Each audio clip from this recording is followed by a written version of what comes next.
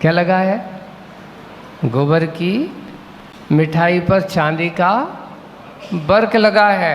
ऐसी आत्माओं का कभी संसार में कल्याण हो सकता है जिनके अंदर से परिणामों में लोभ, लालच, कसायों की विचुरता भरी पड़ी हो, और बाहर से अच्छे सफ़ेद कपड़े पहन लो बगले जैसा, अंदर से तो कलुषता भरी पड़ी है, जीवों का इंतजार कर रहा है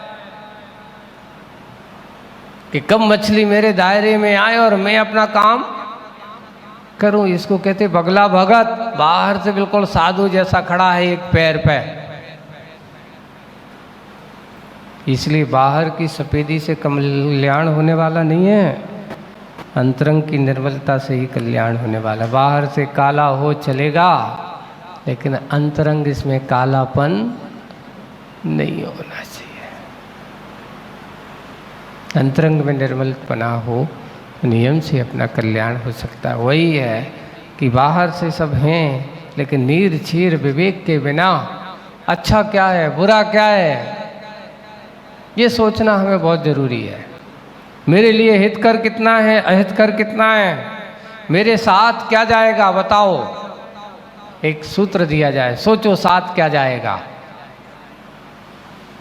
विचार करो मेरे साथ क्या जाएगा। मैं जो जोड़ रहा हूँ, इकट्ठा कर रहा हूँ, मेरे साथ मैं कितना लेकर के जाऊंगा।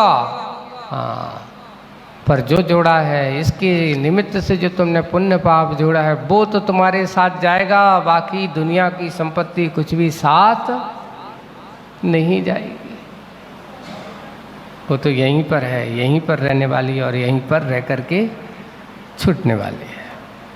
हम उसको छोड़े ना। इसलिए एक चिंतन है, तत्व का चिंतन करने वाला है साधु, और दुनिया का चिंतन करने वाला है साधु।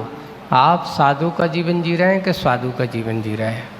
देखिए, साधु भी भोजन करते हैं और आप भी भोजन करते हो। भोजन करने का दोनों का तरीका अलग अलग है। आप भी रोटी दाल रोटी खाते हो, साधु भी दाल रोटी खाता है, लेकिन खाने का तरीका दोनों का अलग अलग है। एक स्वाद के लिए खाता है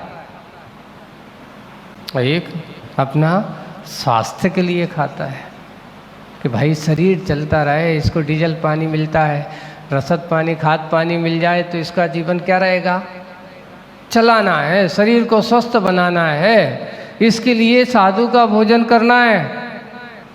लेकिन भोजन करते हुए उसका भजन की ओर दृष्टि, मुझे रत्नत्रय की आराधना करना, इसलिए भोजन करना है।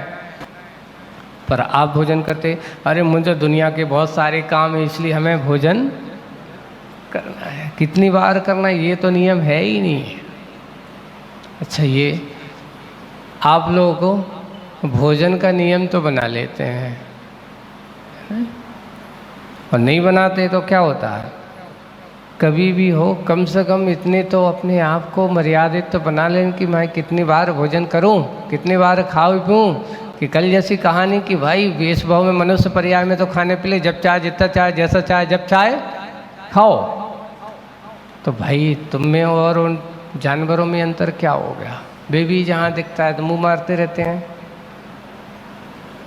हाँ, ये बात निश्चित। एक बार लिखा कर्म सिद्धांत, जो व्यक्ति ऐसा कहते हैं अपन उनसे कहो कि भाई ऐसा छोड़ो, बैठ एक दो बार, नहीं महाराज वो आदत में नहीं है हमारी। जब देखो, जब थोड़े जा किचन में जाते और जैसे कछु हाथ लगा, जो कछु से मुंह में डाल देते हैं, है ना। वहाँ इधर उधर तो कुछ दिखाओ और वो आदत में मुँह जो शांति से बैठ नहीं सकता। तो मैंने कहा लगता है तुम्हारी कोई त्रेंच गति का बंद हो गया। जैसे गाय भैंस बकरी आदि दिखी, जहाँ कहीं पत्ती दिखी जल्दी मुँह मार देती है। तो कहीं हमारी ऐसी दशा तो नहीं हो गई, ऐसी हो गया हो? कहीं हम त्रेंच गति का बंद तो नहीं कर लिया है? जब देखो मेरे लिए खाने पीने की तृष्णा बनी रहती है, ये भी ऐसा हो सकता है। ऐसी ही तो हम साधुता को अपने जीवन का अंग बनाए, अपने आप को मर्यादित बने। साधु हमेशा भोजन करते हुए देखिए धर्म ध्यान करता है, रत्नत्रय का पालन करता हुआ अपने रत्नत्रय की आराधना करता है, इसलिए उसके भोजन करते समय लिखा है कि असंख्यात गुणी कर्म की निर्जरा करता है वो। छठा सातवां गुणस्थान होकर के भी उस समय भी उनकी असंख्यात गुणी निर्जरा चल रही। क्यों? उनका उद्देश्य ले तप बढ़ावन हेतु नहीं तज पोछते तजी रसन को। उनका आहार करने का उद्देश्य तप बढ़ाने के लिए, धर्म के ध्यान करने के लिए, इसलिए उनके आहार में कर्म की निर्जरा। और आप लोग बैठते हो, थाली पे बैठते हो, हैं? आप वो करते हो, पर उस समय कर्म की निर्जरा नहीं होती, कर्म का बंद ही होता है। एक बार आचार्य जी का बहुत अच्छा संस्मरण है। क्या है संस्मरण है? बताओ, सबसे बड़ा कौन? एक हाथ से खाने वाला कि दो हाथ से खाने वाला है? अच्छा, उन्होंने कहा देखो तुम गृहस्थ हैं, संसारी जनों कितना करोड़पति अरबपति बन जाए, है ना, इस धरती का धन कुबेर बन जाए, चक्रवर्ती बन जाए, लेकिन भोजन करेगा तो क्या करेगा? एक हाथ से ही खाएगा। अगर वो दोनों हाथ से खाने लगे तो क्या करेगा? अरे पागल है, क्या कहेंगे? अगर आप दोनों हाथ से खाने लगो, कहीं किसी के यहाँ पंगत में जाओ, दोनों दही है ऐसे महाराज जैसे करके दोनों हाथ से उठा उठा, तो आदमी क्या सोचते? लगता है बहुत दिनों से भूखियान हो है, खाने नहीं मिलता क्या?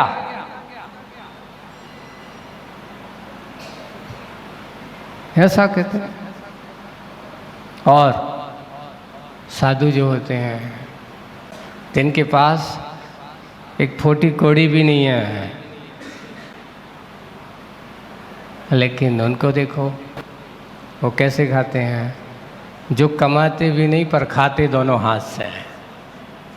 लेकिन वो जो कमाते वो तुम नहीं कमाते, और जो तुम कमाते वो साधु छोड़ के आ गए पहले। इसलिए त्यागी के बाद वो एक बार भोजन करता हुआ त्यागी का बहुमान इतना है कि उसको देने वाले बहुत हैं।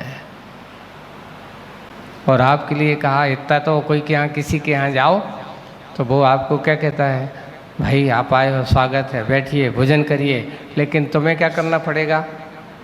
आपको अपने ही हाथ से खाना पड़े, कोई देने वाला और दूसरा नहीं। हाँ, परोसने वाले तो हो सकते हैं, पर देने वाला साधु के लिए तो एक नहीं, दो दो नहीं, तीन तीन नहीं, लाइन लगी है कि मुझे भी देना है, मुझे भी देना है। ये किसका प्रभाव है? राग का कि त्याग का? ये कहलाता है त्याग का प्रभाव, साधु का प्रभाव, साधुता का प्रभाव। इसलिए साधु एक बाल लेते हुए दोनों हाथों से खाता है, पर साधु दोनों हाथ से जोड़ता है, इकट्ठा करता है, पर खाता कितने से है? एक ही हाथ से खाता है। यही है गुरु जी का ये उदाहरण बहुत अच्छा। आचार्य देखिए, ये है विशेषता वीतरागता का, त्याग का, और उसके अंदर की साधुता का।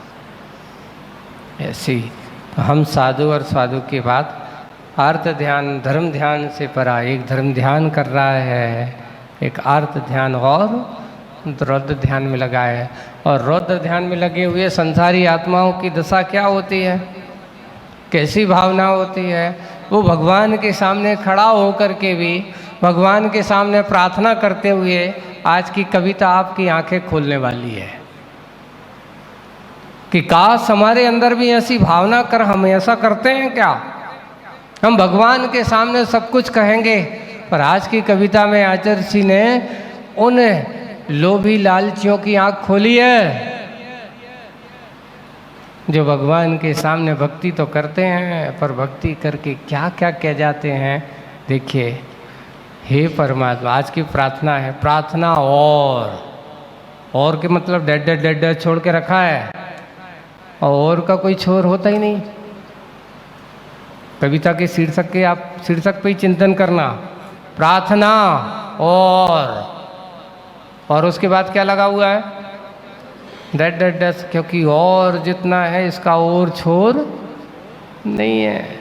देखिए, हे परमात्मन, यह सब आपके प्रसाद का ही। अपन जब जाते हैं ना किसी गुरु के महाराज के पास, भगवान के पास, बड़े अच्छे से कहते, हे भगवान, सब आपकी कृपा से सब कछु ठीक है। वैसे ही एक ऐसा ही जीव है, संसारी आत्मा, वो आकर के भगवान के सामने कह रहा है, हे परमात्मन, सब आपका प्रसाद ही परिपाक है, पावन है। सब जितना परिपाक कर फल है, जो कुछ है मेरे पास सब आपके ही प्रभाव है ना। परिपाक है, पावन है कि 5 खंड का प्रसाद, एक खंड का नहीं। कितने खंड का मकान है हमारा? प्रसाद का अर्थ मकान है ना।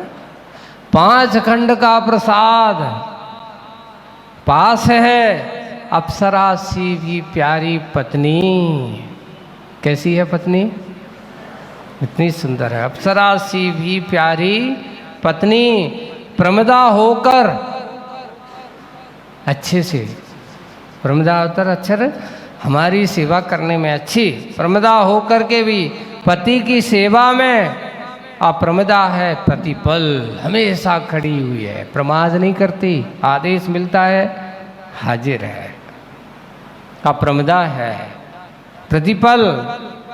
प्राण प्यारे 2 पुत्र, एक नहीं कितने पुत्र हैं? प्राण से प्यारे ऐसे 2 पुत्र हैं। भोग उपभोग संपदा, और इतनी भोग उपभोग की संपदा भी भरी पड़ी है, कोई कमी नहीं है। संपन्न हूँ, सानंद हूँ, सब कुछ कह दिया, इतनी बात कह दी। अब लग जाता है एक किंतु, है ना। जहाँ ये लगा सब कुछ कह दिया, सारा पानी मटिया मैल, भगवान की भक्ति पूजन की, सब कुछ कहा, आपके प्रतिफल का स्वभाव के आपके कारण आशीर्वाद से 5 खंड को मकान है, अच्छी सुंदर पत्नी है, 2 पुत्र अच्छे सुंदर आज्ञाकारी पुत्र हैं, संपदा भरी पड़ी है, किसी प्रकार की कोई कमी नहीं है। परंतु किंतु मगर अगर तगर ये लग गया, समझ लेना कुछ ना कुछ गड़बड़ है। जब ऐसे कोई आते चर्चा करते, महाराज सब कुछ अच्छा है, ये और वो है, ये हो रहा है, पर अगर किंतु ये लगे, समझ लेना कुछ गड़बड़ हो गया। वही हो रहा है। किंतु एक ही आकुलता है। क्या आकुलता है? एक ही आकुलता है कि पड़ोसी का 10 खंड का महाभवन मन में खटकता है।